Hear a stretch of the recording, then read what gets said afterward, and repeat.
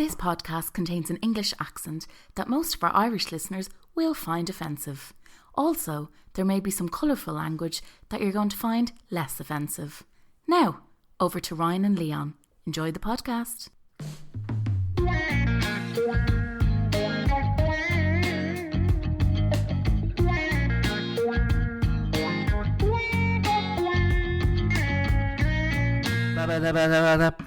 Sexy lady, come pa me on. When I gonna help me on, I gonna wow me on. Into the clown, gonna Get that on. Let's get it on. The thing is, we're not even on the vino. We're not even on the tea. Sean DePaul will be proud of us. Yeah, a little cup of tea. On a cold autumnal evening. Autumnal. Aye, with some chocolate hobnobs. You need to have the fucking standard. You haven't even treated yourself to one yet. I've had 3. Have you had 3? Question for you, right? What part of your life do you start putting biscuits on plates? When you decide to stop being a fucking animal. Yeah. Do you know what I mean? When you start becoming a bit civilised. Yeah, back in the day, you just shove them into you, wouldn't you? Now, You're they're eating on them, the plate. You're eating them from the packet. Yeah, you would be, yeah. You're barely even using your hands to get them from the packet to your mouth. Yeah, no, they've got to be on the plate now. I think when they started drinking tea seriously, that's when it started. Yeah. And tea became a ritual. When I was like, do you know what I'm going to do? I'm going to get a couple of bickies. I'm going to get me tea just exactly the way I want it, right? Yeah. I'm going to sit down, take my shoes off, and I'm going to make that heavy sigh as I sit into the couch. You know, and the pressures of existence lifts from my body. That's when I started using fucking plates for biscuits, alright? That sigh reminds me of I go to Gran Canaria when I can. Now and again. Do you know? Yeah, now and again. When I try and get out there, I do. And there's a fella who always picks us up from the airport, right? His name's Ant. And he's been living in Gran Canaria for about probably like 20 years. Left his corporate job in finance to be just someone who takes the odd job now and again when he's out there, right? He's mid-50s, but he looks about 32. Wow. Like bald head, walks 10k a day, loving his life. And every time he picks you up, you go, now you're getting on, he says the same thing. He goes, oh, well, you know, bearing up under the strain of life. And it's every time you see him, that's exactly what he says. I actually love that. That's unreal. Island life is different, though, you know, when you fucking... Well, time moves slower on the island. Yeah, we've spoken about this before because you lived in Lanzarote. Lanzarote, yeah. Yeah, and I think like if you live there, you probably got to make a conscious effort to do more than just go and play bingo and sing karaoke and get pissed. Drink in the day. €1.50 for what else would you be doing? The pints are cheaper than coffee. Yeah, that's a fact. From an economical standpoint, it just makes more sense to have beer, and you're hydrating yourself. To stay hydrated, it makes more sense to drink lager. It's the healthier option. It's like kombucha. Do you know what I mean? Yeah. Keeps you semi-pickled so you live longer. Listen, there's nothing wrong with it. I've never been to Benidorm. You went to Benidorm this year. Oh, we learned about that with your stag do. But there's nothing wrong with a trip like that. I used to be quite judgy about that sort of thing, you know, because I never grew up travelling. Right. I think when I got not a book, I don't have a travel book, but like when I got to that stage, like I fancy going around. I think I was a bit snobby. I'm not a snob, but I think I'm adopted yuppie, essentially. It's all that Made in Chelsea you've been watching. Well, exactly. I've created this like persona that's like not too much Spencer Matthews. Yeah, exactly. So I think I was a bit snobby about the trips to Spain and Tenerife, but I love it. Look, I didn't realise how much of a novice I am at the bingo till we were in the Portic Pierce the other week. After the a bingo at the Podrick Piers. You and Em and O'Brien, experience. Jesus Christ, it was like professionals. I couldn't keep up. I needed a support crew with me. I couldn't fucking... She was calling the numbers too fast. I couldn't find them. Oh, that was so fun. Yeah. That was after your the event that you run these events. So you Pierce Street Library, and we always go for a pint after, don't we? And that you and Em were just about fucking short of pulling out your special bingo markers. Sorry, Emmett couldn't have been more excitable to see that some old lass was like running a bingo night. He was absolutely buzzing. He was nearly over sitting with them and all. Yeah. Why not? You're not going to win anyway, regardless of how close you are to the fucking noise. Yeah, that's true. To the professionals. They were nice to us, though, them lasses. Today, we've got it's a bit of a mental health kind of lean to this episode because it's Movember. It's dark outside, fucking early as well. So Half hour. Yeah, so it's a time to. I think it's a time to keep your head together and keep an eye on the things that you're up to. Yeah. To make sure your head's in the game. Do you know what? I've been listening to a new audiobook because I read a couple of books at one time, but I always listen to a book as well. And I'm listening to How to Live Danishly. You ever heard of it? Danishly. How to Live Danishly. Denmark is the happiest place in the world. So this gets up there, doesn't it? On the... it's above the board. Like, it slams everything in the happiness index, whatever. If there is a happiness, and there is, yeah. They're reportedly the happiest country in the world. Anyway, so this English journalist, she goes over with her husband, and she writes a book about her year in Denmark and kind of trying to pick apart what makes them so happy. But during the winter time, there's a thing they call hygge. Hygge. It's like there's no English translation for it, but basically it's people that live in, like, say, like the Scandinavian countries, and like Denmark obviously gets dark very, very fucking early and it's very cold. They have these things where they invite a lot of their friends over, and they have like kind of like a semi-house party, not really a house party, but they'll have people over. They might have beer or wine, and they'll have plenty of cheese and crackers, pastries and all. Nice. They'll play board games. They'll just spend time with their mates, and it's like kind of creating like the loads of blankets and all, loads of candles. Supposedly the Danish burn fucking ridiculous amount of candles because like creates like they've specific like candle like holders for these like moments of hygge, and they also love designer chairs. I found out from this book so far. Oh, nice. But they create this kind of sense of coziness and warmth during the darker months. They don't really go to like pubs and bars. They'll have people over to the house, and they have people over having like a cozy, sociable time. I suppose it makes sense from like years ago, like the Vikings, you have like a fire, they'll have a hearth. Yeah. People come around the hearth and tell stories, and they'll have spend time with each other. They wouldn't really go outside because it's too fucking cold, and they still do that now. And except they all have designer homes and are mad happy. Actually, I love that. Yeah, because I do think that the way the English and the Irish socialise, it's probably not good enough for when it gets a bit darker. Yeah. Because the way we do it, what do? We treat Monday to Wednesday as suffering. We don't socialise really. We stay indoors. We, kind of flagging ourselves. What do the monks do when they hit themselves in the back? Flail. Flagellation. Yeah. Is that what it is? Let's call it flagellation. It's a flagellation. Monday to Wednesday. Could be something else. I'm not sure. Thursday's the first time you put your head above the sand. Yeah. And then that's it really. But that's half the week where you're just doing fucking nothing, sitting indoors doing nothing at all. So it's not good enough really. The rest of Europe do socialise a lot better than we do. We need to do a bit more hyggering. Bit of hyggering. I love that.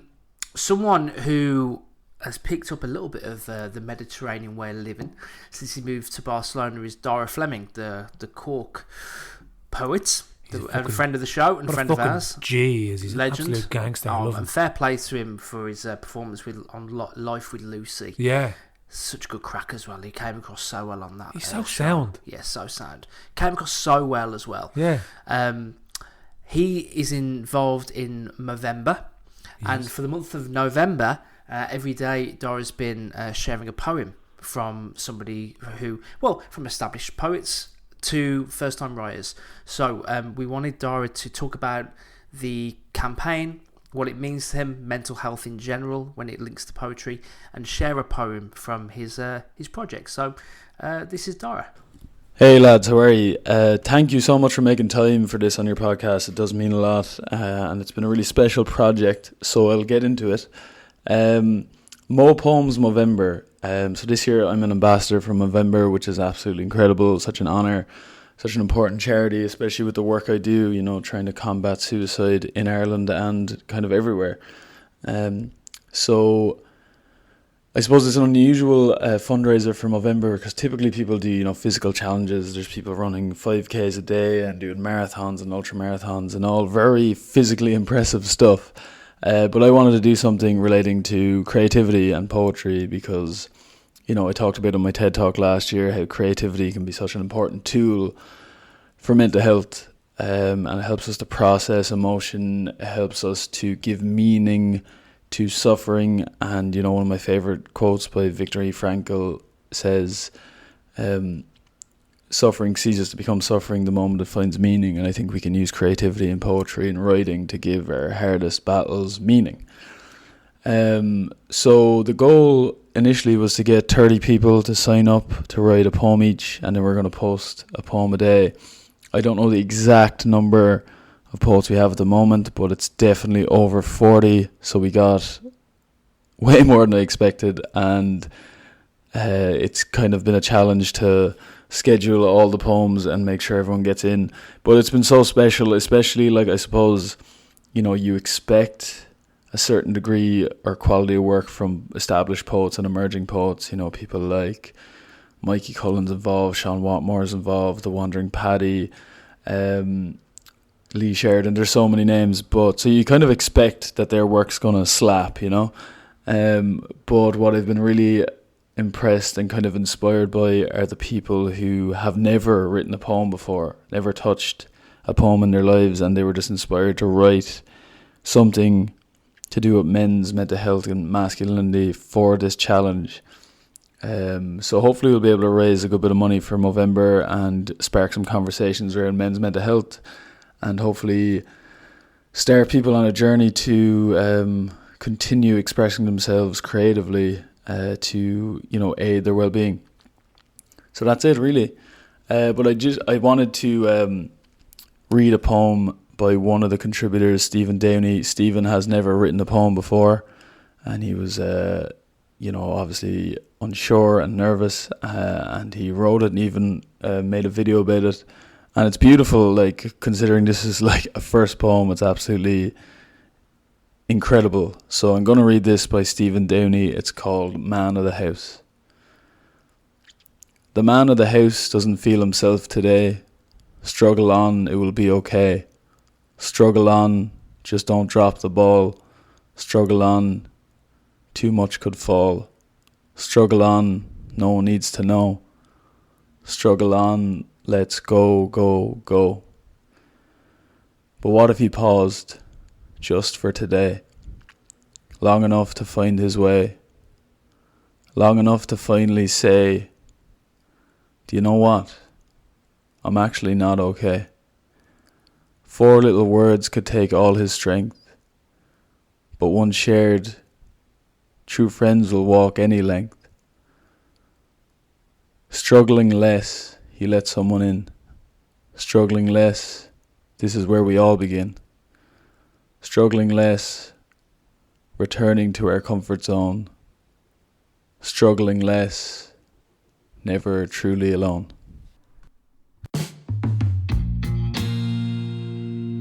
That was Man of the House by Stephen Downey, introduced and read by the wonderful Daragh Fleming. Great piece of work. That's his first fucking poem. It's very good. Piece of work. And, you know, I think, I don't, it paints the picture of a stoic man, doesn't it? Who's struggling with his own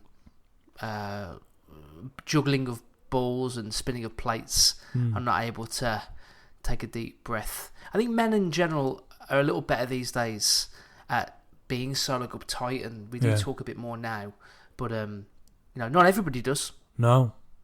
Do you know what I watched actually last night? I went to the cinema to see All These Small Things. Well, that's what I was thinking. I had Cillian Murphy's character in my mind. It? No, I haven't seen it yet. I read the book though. I read Claire Keegan's book. It is fucking... I was shook. About 15 minutes. Couldn't speak to... I went with Mrs. Couldn't speak to her about 15 minutes. No. Rattled. Yeah. But his performance, and it's about like that kind of poem where he's carrying this burden with him, and he's so like his childhood and like him being the man of the house, having his own business, and the influence of the church and the town and all of that. I won't give too much away with the film, but it's fucking incredible. But his performance is so good as like that. He's so troubled by something and he can't express himself. Because it's set like the 80s. Yeah. So he's just like this strong, silent man. He's a manual labourer as well, isn't he? He's a coal man. I was coalman, He's a coal man, yeah. So like, but he just can't express himself to like his family, and you see how him just carrying this, and like he does this thing where he cleans his hands, And it's in the trailer of the film, like, you know, so I'm not giving that away. But like, obviously being a coal man, he comes in and he washes his hands every day. And as it starts to affect him, he starts scrubbing his hands more and more and more. And eventually it's like, he's just viciously scrubbing with his nail brush, like, on his hands. And you're like, that's so fucking intense. But he's suffering in silence. And that's what Movember kind of shine a light on. It's okay to talk if you're struggling in any way, and to open up. And I think it's great what Dara's doing with, you know, a theme of Movember, being a Movember ambassador as well, but like shining a light and having loads of poems to kind of, in a creative way, to express. Hopefully trigger those who may not have spoken before. And also, what's equally as important is checking on with your mates. Yeah. Like, you know, it's all very well saying people, we need to talk more. Okay, but the people that are struggling with anxiety and the weight of the world on their shoulders, they're not really on their toes to tell stories and say how they are. So it's up to us. It's up to those who don't suffer from that to make sure that they're checking in with their mates, and then being comfortable to kind of fish out those like issues that people are kind of carrying. It's just having an awareness and checking in on your mates, and just, you know, having a real conversation with your mate every now and again, rather than just about football and shy. Yeah. Although that is fun and it is crucial. Yeah, arses. But like, you know, you need to have a proper conversation with your mates every now and again. And like, some of my mates would be like, I'm glad that they, even when, you know, I'm glad my mates trust me enough to tell me if they're having a shit day. Do you know? And they're like, oh, I don't want to burden you. I'm like, no, but you're not though, because I'd rather you be here than burden me than you not be here. You know? Yeah, agreed. Simple as that. Agreed. Maybe on that kind of, we'll keep on that same topic, right? So, for the last couple of, I'd say maybe a month or two, I've been listening to a podcast, right? Now, on the face of it, it isn't really up my street, right? It's called Insight, the Stripped Back Podcast. Okay? Tell me more. It's a podcast that's centered around the world of manual labour, manual work. Lads that wear Snickers trousers. Basically, yeah. Like, we were talking the other week about, like, you know, you don't need to pass a test to get a pair of Snickers trousers on yet. But these two chaps, just really insightful fellas. So it's called Insight, the Stripped Back Podcast, ran by two lads called Stephen and Keith. And they have like kind of industry insiders on there. They do products like reviews, which again isn't really my.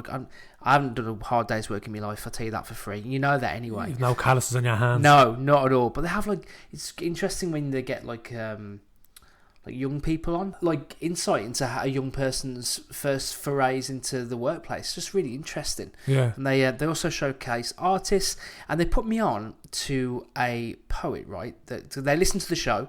Like, right, we've got a friend of ours called David Gilna, just released a poetry collection, and you should have a look, because he sounds like he's a bit of you. I was like, sound lads, thank you very much. So got on to David, and he sent us this poem, right? And it's just on the money with what we're talking about now. David is a playwright, published poet. He's done things at the Lark before, like up in Balbriggan. Yeah. He was actually on holiday when I messaged him, but he was kind enough to take time to send us this poem, right? And you know this place, the Jacko in Swords. Right? I've drank in it. Yeah, as a young man. The Jacko is a pub. It's a pub. No, it's a park. Sorry, when you said drinking it. As a young man, I drank in a park. Listen, no judgment. I did as well. You know what I mean? It's right past. But the Jacko is it's the Wild West of Swords. You know what I mean? Really? Oh Jesus, yeah. Nice. Oh, you wouldn't know what you'd find in the Jacko. Well, we'll find out. Right? I think, Stand By made a film when he goes, "Do you want to see a dead body?" He was probably talking about the Jacko. The Jacko. Is that just a whopper big park? It's a huge park in Swords. Yeah. Like Fairview, kind of. I'd say maybe even a bit bigger than Fairview, yeah. And like it's but you wouldn't know who's around there. Like, when I was a teenager, it was very rough, and it could be still rough. I'm not too sure. I haven't drank there in many years, so I wouldn't have boots on the ground anymore. My days of drinking, the cans have just gotten too expensive. I can't afford to drink in the Jacko anymore. The cans are pricey. You can't get 4 cans less than a tenner these days. So, and as an older man, I've started putting biscuits on a plate now, so I can't be going drinking in fields anymore. No, better choices being made, apart from EP. Yeah, exactly. Let me give this one right. I want to hear this from you. This is a poem called Boys From The Jacko by David Gilna. A secret base. We used to hide from the world outside when we were just two boys from the Jacko. Swinging from homemade swings and climbing trees, itchy back fights and Mr. Freeze, lost in imagination and free to be wild. A pact was made, blood brothers for life, down by the valley. But a darkness took hold of you that I didn't see. The dapper man I knew, so full of warmth and banter, was swinging alone between the trees. I miss my blood brother. 2 pints at the bar and the banter. I cry at night so nobody can see my pain. I scream by the tracks to drown out my anger. But this is not a selfish act of a man of sane mind. But a brother so lost, this was your only answer. The smell of a joint reminds me of you. A cheeky glint, a lady's man, once so full of life. You're free, my brother.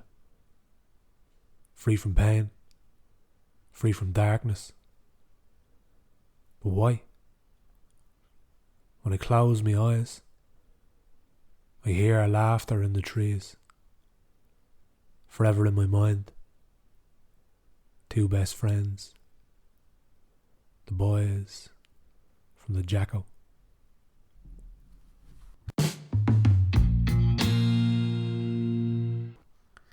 That was The Boys From The Jacko by David Gilna. A tough listen from me. Yeah. Opposite you, listen to that. Even if I hadn't lost anybody in my adult life close to me by suicide, it was still a tough listen. Yeah. It's never easy to hear about somebody being lost, but like say we've spoken about it before, but remember the DMC club that I'm part of in my gym, that was set up because one of our close mates died, and it's there for, and it's great because it's for people that aren't members of the gym can come and just hang out with the lads, and it's starting to kind of, I'm hearing of other clubs that are kind of setting up in other places that just like, there's men's sheds, but as I said, like, we're not tradesmen. We don't have, you know, we don't have Snickers trousers. Mine are in the post. But like, you know, it's like there are resources out there, and there should be more clubs for people to just kind of be themselves. And even if you just go to get out of your own head, you know, just for an hour and talk shy, drink tea, eat hobnobs, and just not think about life too much. You know what I mean? You need a little break every now and again, and just have, and you know, I'm glad we have that in my gym. But it's nice to see other, because not everybody's into lifting weights. So like, you know, you know, there could be a running club, there could be a cycling, could be whatever. It's like if you ever feel like you need something, you know, there's clubs out there for everybody to just join. When you're younger, though, you're a lot more nervous to go to any of these things. Like in my adult life, I hadn't lost anybody, but in my group of friends growing up in the estate that I'm from in Wolverhampton, 3 of the lads have committed suicide from that group of friends who used to roll around Bantock Park in Wolverhampton. And like one of the guys passed away when he was 17, and then a couple of years later 2 other friends from that area, neck of the woods, passed when they were like 19, 20. So young. Young people, like, we're talking as well, like 10 years ago. So things were different then. So like if you're from a rougher area and you're having a tough time and you're a bloke, and it was 2008, you know, as a teenager, you are on your own to, you know, throw Xboxes at the fucking wall and like go crazy, you know. And it's tough when you're from a rougher area, where there's not a supporting network where you're like, right, well, you know, you can talk. It's all like, you know, who can knock out who and who can drink more than the other person who's shagging them all. But do you know what I mean? Like it's all competitive. It's even worse in England.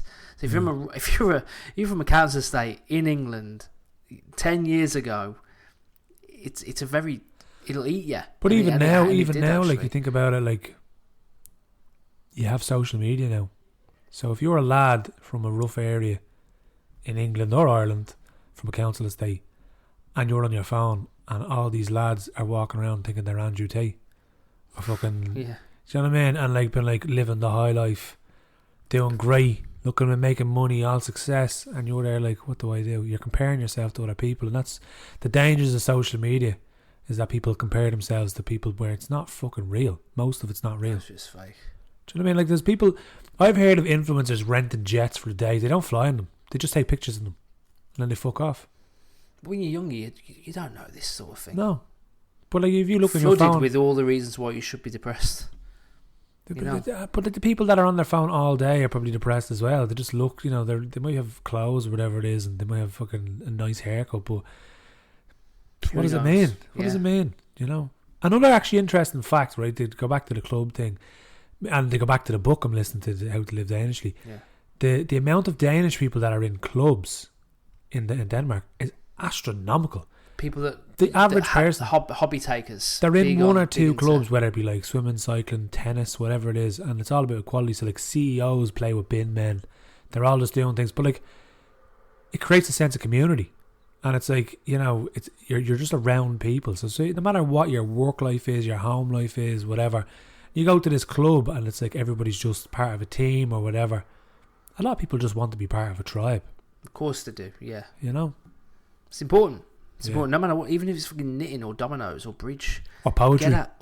Exactly. And speaking of which, speaking of getting out of the house, I actually have been getting out of the house a bit recently, going to poetry nights. Where you've been going? So last night I was at the Dublin Story Slam at the Sugar Club. I was invited, as a guest, if you don't mind me saying. And I did tell a story. Get this right. This is actually bad. So I didn't have my name written down initially, because what it is, they've got pre-booked storytellers. Yeah. But they've got little slips of paper. If you want to say a story, they've got sign-ups on the night, right? So I wrote this story down as a slip. Now, if you write a story down in the slip, you're giving it to the compere to read out, right? So the story was about my dad. I've told you the story personally before, but it's a story about when my dad got fired after he took me to go to the X Factor audition. Simon Cowell. Yeah. So the start of this written note was when my dad got sacked, and then the rest of the story is written down. So the compere, the comedian, her name was Sharon, so funny, was there's a glass bowl, picking out these stories, right?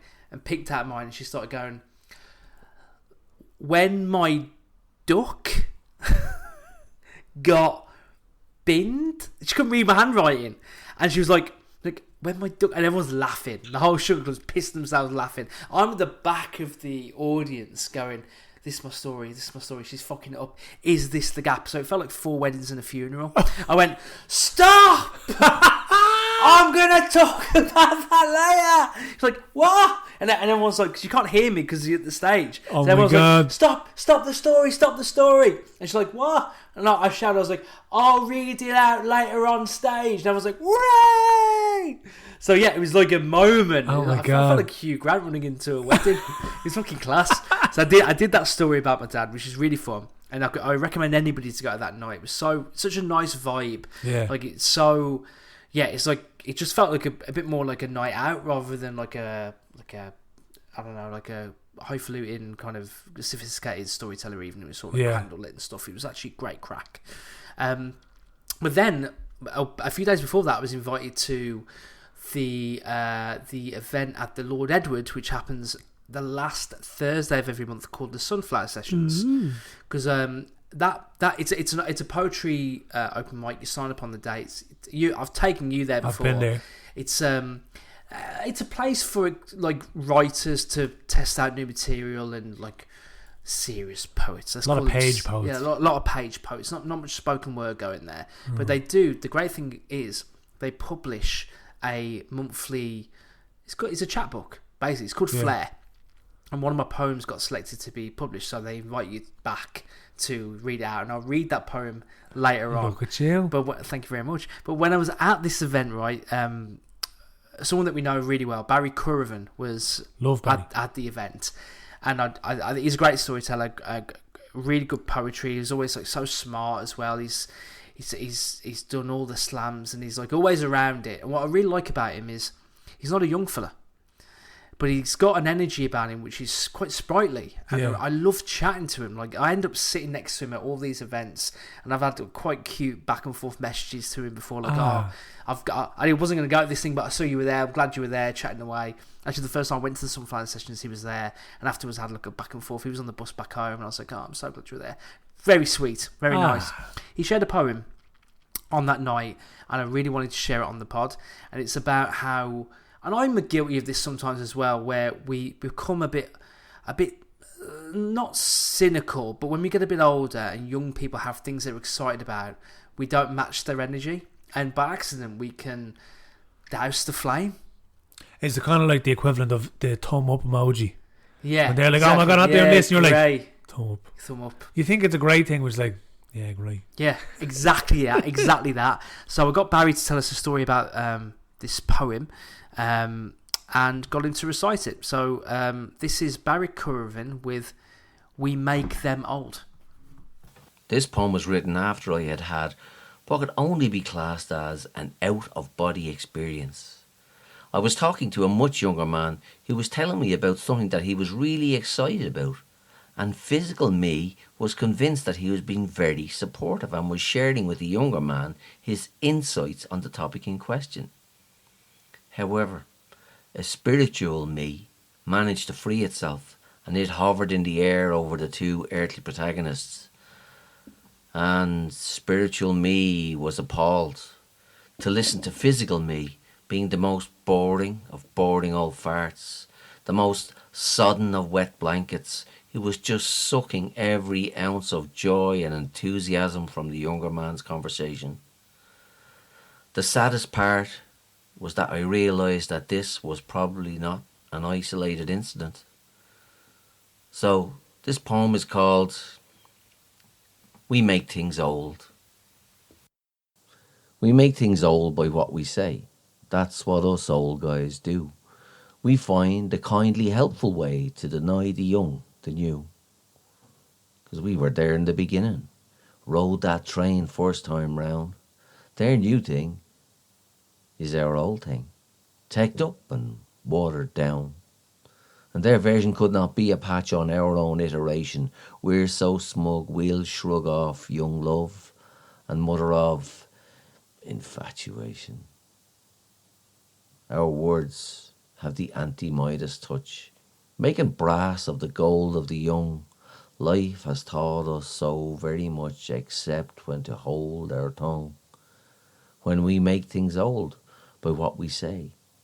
We talk too long, too loud, too soon, and passively, aggressively let the air out of youth's balloon.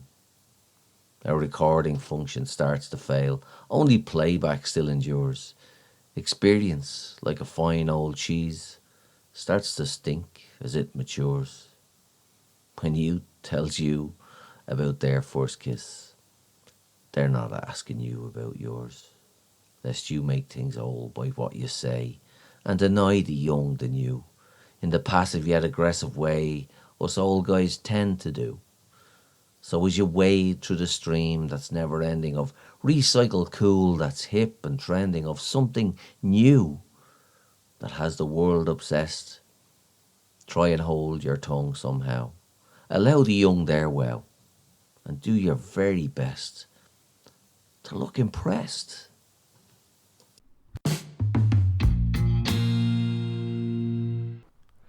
That was "We Make Them Old" by the great and powerful Barry Currivan. Barry came second in the All-Ireland last year. Doesn't surprise me at all. He fucking deserved it. He's incredible. I love him. Yeah, I love him too. He's a breath of fresh air. He really is. Every time he does like slams and he does like shows, he does like these light-hearted, witty poems. Now he has some really good ones as well. I think one, Jenny Got the Giggles. I think that's what it's called. Jenny Got the Giggles. But it's like it's a heavy poem, like, but it shows he can do both. He can do both. But he can do very, very good kind of. I love him with the big man is dead. If you don't want with he goes into the charity shop. And there's this fella who's like a triple XL, but he's got lovely clothes. And Barry's like, I'm going to wear them. It's like a big, massive like cowboy hat. And he's like, I think that he would have worn this and he would have worn that. And then there's like records there. And he's like, I love the records that he has. He's created this whole cart. It's fucking brilliant. It's a great amazing. One. It's just so creative, like, you know. If you want to catch Barry, he's usually at the Circle Sessions every Monday.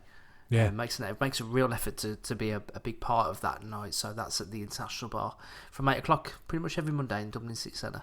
It's one of the longest ones in the country at this stage. Absolutely. Thanks, Barry. Wanted to share this with you, right? So our poetry correspondent, Suzanne Meehan, had mentioned to you to have a little deep dive into the work of Paul Muldoon. She's very good, isn't she? We can rely on Suzanne. Wrangling poems. She's out on the plains, fucking wrangling poems for us. Yeah.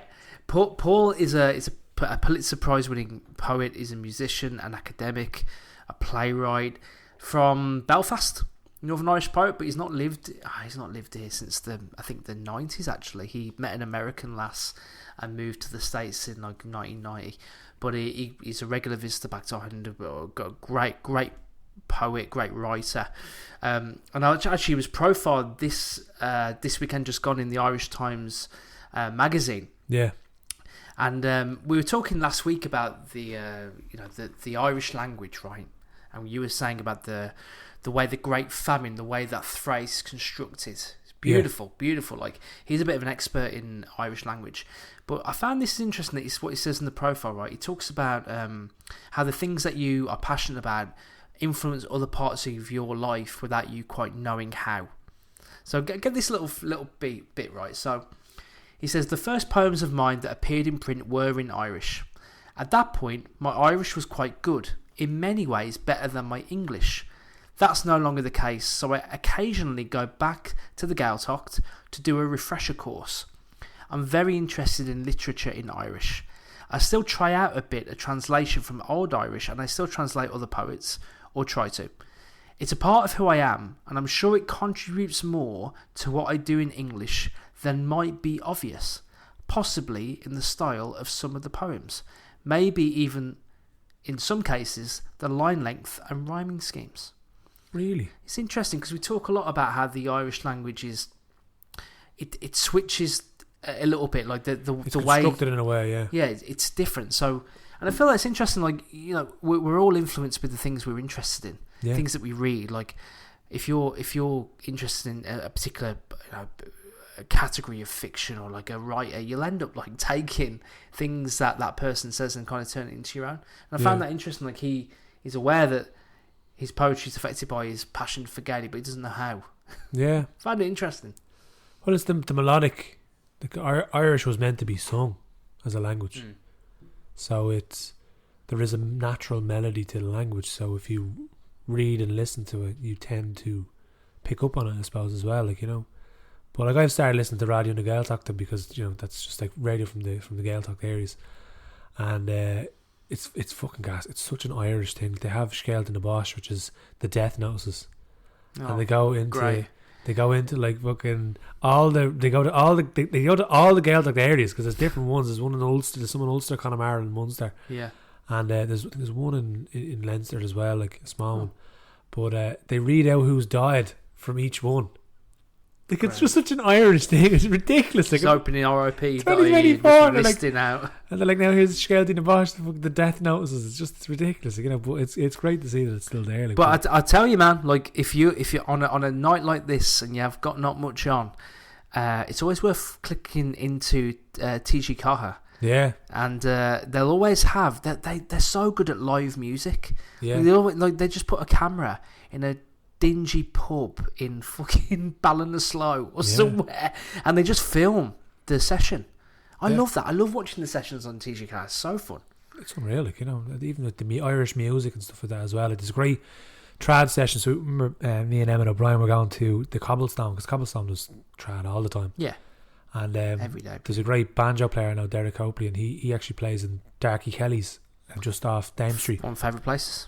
And one Sunday he was like, stop in, like, while you're on the way to the Cobblestone. Like, yeah, grand. And they played till 6, but then it was over, so I caught the tail end of it. It finished, and I was like, alright. But they headed into the smoking area, and he was like, come on in, like, you know, having a few pints. I was like, alright, grand. So sit there, and Emmett arrived, and we got a pint with inside. Next thing you know, they started playing again, but we're sitting in the middle of it. Oh, sound amazing. So me and Emmett are just sitting there, a clue. And all of a sudden we're like 360. There's just trad around. We're in the fucking centre of a trad session, and they're all playing. And then at the end, like about an hour in, they're like, give us a poem. So then I did a poem, Oh, Emmett did a poem, then they're back into the trap music, and I was like, we didn't fucking go to Cobblestone. that is life. It's unreal. That is life. I just love the Irish when that culture. happens. Yeah. Do you know, it's like people don't... did you find when you were living in London, everyone's very structured in their going out? Ah, yeah. No, there's not the Irish night out is so different to the English one. The English one is like, you go out, you do the talking early. So all your chats end at about 10 o'clock. And then the shots hit. And then you go to a nightclub. Yeah. And you don't talk to anybody. And you just wander around the club, dance, whatever you're up to. And then you get a kebab and go home. Where I find the Irish night, it's an intertwining evening of ups and downs. It's a sad story. It's always chats. There's never a gap in the dialogue. I've always found in Ireland, where in England it's not the same. It's not the same at all. Really? Yeah, there's a very rigid structure of a night out in England, I find. Yeah, like Ireland, and I think that's the danger of Ireland when they're like, I'm just going for one. Yeah, I'm right. just going for 1 point.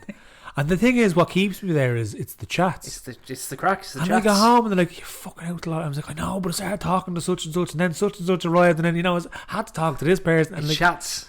and then you get sucked into the crack, and it's like, oh no, like, fucking. But if I was there, like, I remember even living in Canada, like, they say Irish people drink loads.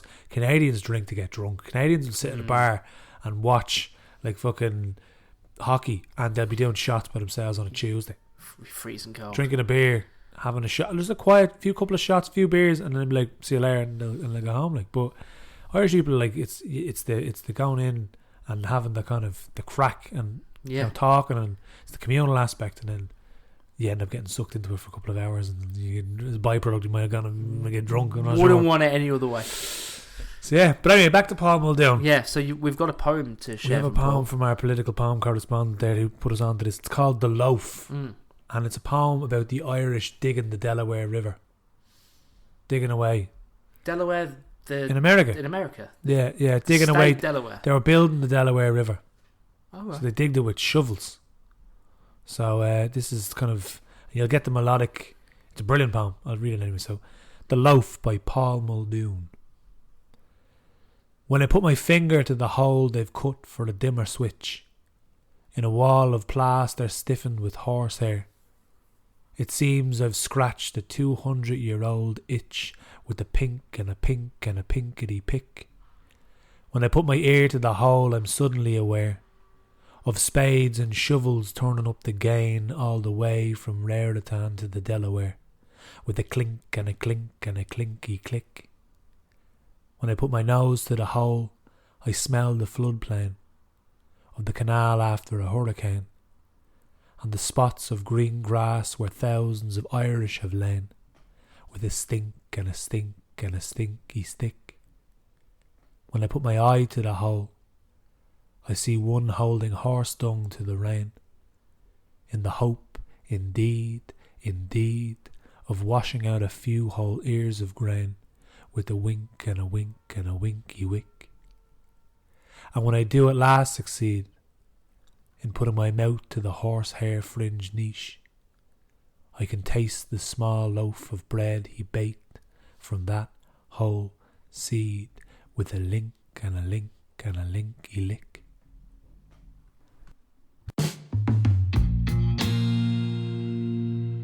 That was Paul Muldoon with The Loaf. Just a lovely thing to listen to, wasn't it? Well, Pretty melodic. I was listening to it. I was swaying and link and a link and a... Linky lick. Yeah, great.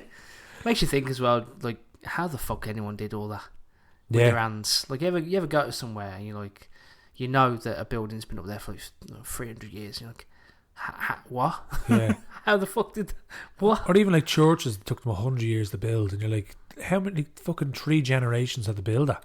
Stop. I went to Mexico 2 years ago, and I went to visit Chichen Itza, which is the old Mayan Aztec Oh yeah. like pyramid, I guess, but it's also like a mini town that's still like preserved, and a lot of the stone Wow. like stone monuments are still there.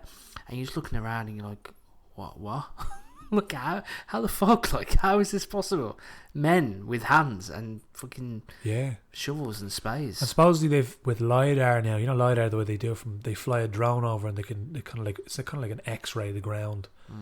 And they do it now, it works for tree canopies, because obviously like in the Amazon and stuff like that, and in South America, and you can get, they can see underneath the canopies of the trees now, which obviously the trees were so thick, they couldn't see before. And they're saying now they reckon there's loads of those pyramids, so many that they actually can't explore them in the Amazon because there's so many pyramids. So you think about how many people it took to build those pyramids and how many of them are around. It's fucking mad. It's mind blowing. Mad, mind blown. Do you know Fuck. They didn't even have a pair of Snickers trousers. No. Where'd they keep their tools, Ryan? Where'd they keep their tools? Yeah. What were they using? Fuck's sake. Did they have apprentices? They must have had apprentices. Did they get breakfast rolls in their lunch break? I don't know.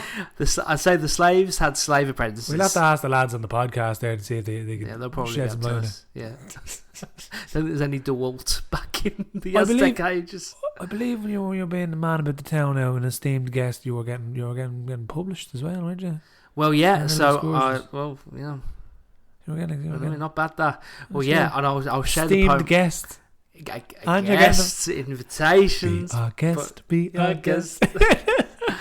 Yeah, so I'll share this with you, right? I don't know why Eamon, who edits the publication, liked this one, but then I shared it, and I think it is quite fun, and it's layered. I'll give it to you anyway. This one, it's called "He Let Himself Go." They say when a man falls in love, he lets himself go and spans his wings to soar with bold eyes and a full heart. What they actually mean is he's fat now. So I guess it's true. Pigs can fly after all.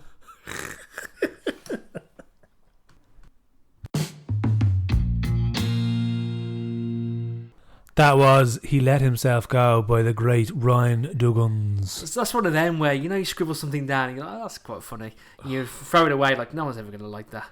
I actually like that one. They're the best ones. They're the truffles that you just think, they're not going to take. People aren't going to like them. It's fucking. I remember reading that and I pissed myself laughing. It is funny. It's so good. Then when I did that in the Lord Edward, and I think a night like that, because you've been there, it can feel a little heavy. Yeah. A poem like that it's always going to land. Cuts the tension. Yeah, it did cut the tension. Yeah. Yeah, I just like the fact that now it's like being read. I just can't believe it. Like, so scribble it down like that. I don't know what the fuck that is. I even said when I did, I was like, I don't know what this is, but I'll give it to you anyway. Mad, absolutely very mad. good. Very good. The agony aunt. Oh, she's been away after a little break and a small hiatus. We have the agony aunt back in action. What's the dilemma we're facing today? I'll give you the dilemma, right? And it's quite a dilemma. But also quite refreshing, because the thing that person's going to be talking about that they have a problem with, we usually get the opposite problem with this particular thing. So, the agony aunt for this week. I have a chronic cheese addiction. What should I do? And I love the fact that cheese is getting addicted to, because, the bread and cheese and, it's all getting kind of shunned in the woke world. So I'm glad that someone can't get enough of it. Cheese, they've done studies on it, affects the brain the same as hard drugs. In, like, it sparks. It sparks a dopamine reaction. You're like, when you get that, imagine thinking this, right? So I'll set the scene for you. Imagine you've got like a little salted cracker, probably a little bit of black pepper on it, right? You have a good chutney, maybe, nice little tart chutney, and you've got a nice healthy slab of red cheddar, like a dry, mature cheddar that cut the bleeding nails off you, Yeah. And you're biting into that cheddar, you're biting into that. Think about that. I'm thinking about it. Yeah, I'm getting a bit of a buzz. The fucking dopamine receptors in your brain, the back of your neck, there's hair standing up there. You can tell. Yeah, fair. Oh, yeah. I do like a casual blue. I have to say, it's my favourite cheese. Oh yeah. So I appreciate this can be a problem for some people. Yeah. Well, I've been to the creamery. Yeah. I said that's where she was. She was down in the creamery. She was wearing a pair of overalls and some milking gloves. You know, she had a paddle in her hands, stirring a vat of poems. Yeah. And she reached out with her milking gloves into that vat. She pulled out a poem for me. And this is the poem that she's pulled out for me. I haven't named. Well, she hasn't named it yet, though. That's She hasn't named it. Okay. What would we call it? Well, let's read it and see. Okay. I have an affliction that makes me weak in the knees. A simple depiction of my condition is that I have a growing addiction to cheese. Doesn't matter the type, 'cause my mouth I shall wipe with crumbs from crackers, yes please. The pleasure of cheddar, no matter the weather, white or red, my legs I shall spread for some Philadelphia with ease. 'Cause this habit is growing. I don't care if my dairy dunkers are showing. And as it becomes more and more ludicrous, but Gouda I'll never miss, as I scour the dairy aisle with a serial killer smile, with a bag full of chutney, crackers and cheese.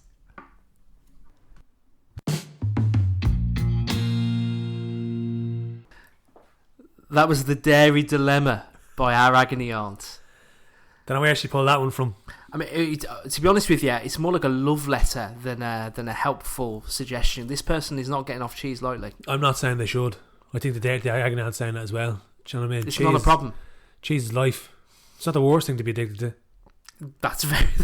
we all need something. You don't see someone on Talbot Street strung out on cheese. You know what I mean? You're all right. Strung out as well. Strung out, there you go. Stringy cheese. There's so many layers. There's so many layers. You know what I mean?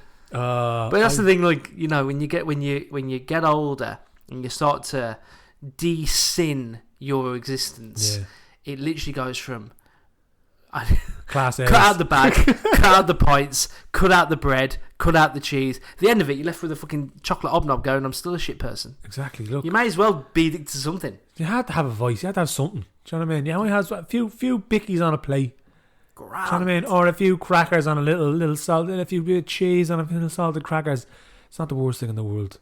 It's not the worst thing in the world. So listen, Go for a walk. Go for a walk the next day. Join a club. Join a club. a cheese club. Move to Denmark. I don't fucking know. Yeah, But, I say they like the cheese over there. I say they do, yeah. Couple of things. As always, open to poems. So if you're listening and you're thinking about writing something new, slide into the Poetry Podcast DMs, drop us an email, thepoetrydeadpodcast@gmail.com. We're always looking to feature new poems and new poets, so don't be shy, get in touch. We had our first read along on our Patreon and it's gone down really well. Great success. It's great to see. It's just been great to get people back into reading who have maybe put it on the long finger, and they're digging it. Yeah, absolutely. So we've got the second book that's now live. We're going to release this book to everybody on Monday. So if you're on our Patreon, you'll get a message from us on Monday on what that book is. There's also another thing that I wanted to share. I'll be, again, I'm being very up my own arse today, but I'll be performing at the Slam of Talkatives on the 24th of November. And I'll be sharing the poem of the story of my dad losing his job because he took me to an X Factor audition as part of that Slam. Oh, Spoiler alert for anyone who's already going. That's what I'm going to do. And for the judges, now you know. You have a month to prepare. It's the 24th of November and it's at the pawn shop on Dame Street. So if you are interested in coming along, you can go to the Instagram of the guys who run it. They are We Are Griot. So the Instagram is at WRGRIOT. And tickets are there. I'll share it on my Instagram as well, but I'm looking forward to it. I think it's usually a whopper night at Talkative. It's always great crack and good buzz in the air. So that'll get you at the house on the 24th. There you go. You can fill up on cheese, you can go to a poetry show. Yeah, exactly. And what would you want? Leon, thanks for your time. Always a pleasure, never to chore line, baby. See you later on.